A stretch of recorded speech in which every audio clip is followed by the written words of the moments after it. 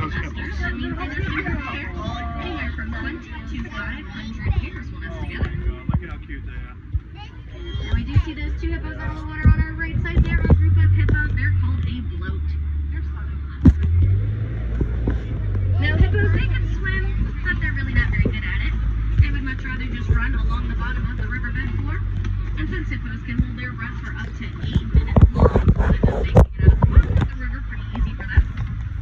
Now the word hippopotamus, it does translate to river horse, but the closest living relative to a hippo is actually a whale. One of my favorite things about hippos, they've got really big teeth. Hippos have incisors that can get up to 18 inches long. Now they might use those great big teeth to defend themselves, but as far as food goes, hippos are herbivores, which is kind of just a fancy way for saying vegetarians.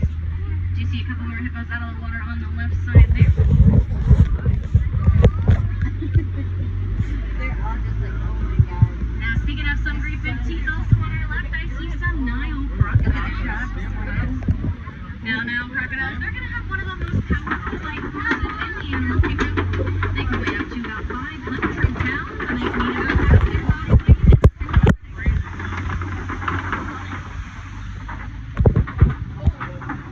Now those Nile crocodiles, they're also going to use their big powerful jaws to be very good parents. When they can sense that their eggs are going to start hatching, they're going to take those eggs, put them in their mouths, and toss them around very gently to help their babies hatch out. And then once those babies have hatched, if mom or dad suspect that there's any danger in the area, they're going to scoop their babies into their mouths and carry them off to safety.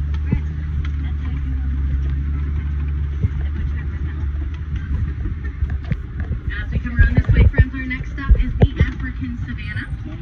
Now the savanna will be home to some of Africa's most famous and iconic animals, the ones that we all know and love. Now each and every one of these animals will play their very own unique, very important role in maintaining the habitat that we see here.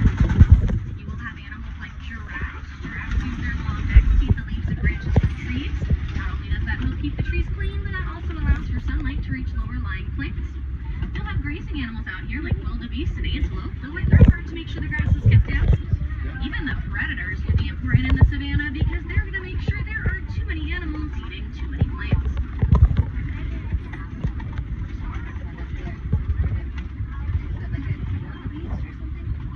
Now looking off to our right side there, my friends, I do see a couple wildebeest over there. Now wildebeest, they are migrating animals and they are herd animals, so that means they like to move and they like to move together.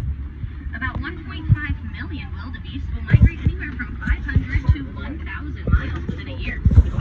Now when wildebeest make their big migration all together back in Africa, they actually create a dust cloud so large it could be seen from space.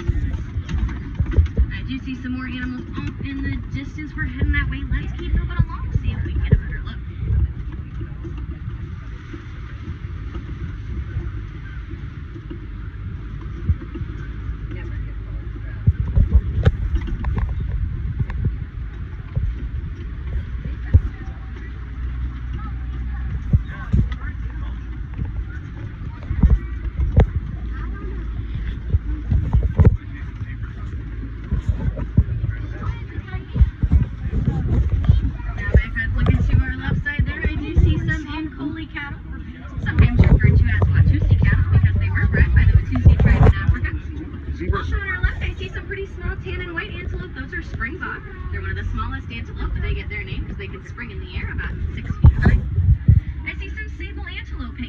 Sable antelope are the icon here at the Harambe Reserve. That's the animal you saw depicted on the sign as you came in. We also see some Hartmann's mountain zebras. Now there are two things specifically that tell us these are Hartmann's mountain zebras as opposed to a different type. The stripes on their rumps will be a little bit wider spaced apart.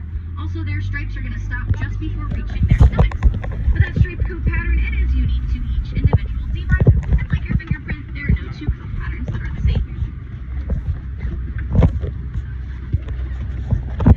We did see some pretty small tan and white antelope. Those springboks, they're going to be one of the smallest antelope. But coming up on our left here, I see some of the largest antelope. These are called eland. Eland can get to be about 6 feet tall at the shoulder. Now these eland, they're going to have a flap of skin that hangs from their neck. That's called a dewlap. That's actually what they use to regulate their body temperature.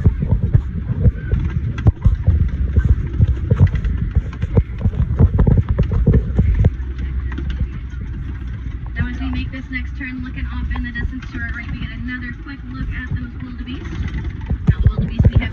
Reserve, they are new wildebeest. That's spelled GNU.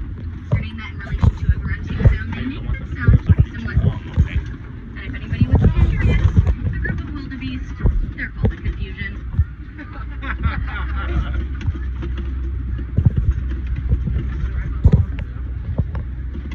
Now I do think I might have seen, yes, I do believe I see some giraffe coming up. They'll be on our right as we make this next turn. Looks like there's going to be one pretty close, but it might end up, I think it's going to stay on our right side. Now a group of giraffe, they're called a tower. Giraffe are the tallest living animal. They can get anywhere from 16 to 20 feet tall. Pretty cool thing about giraffe, they've actually got the same number of vertebrae in their neck as we have in ours. We have 7 cervical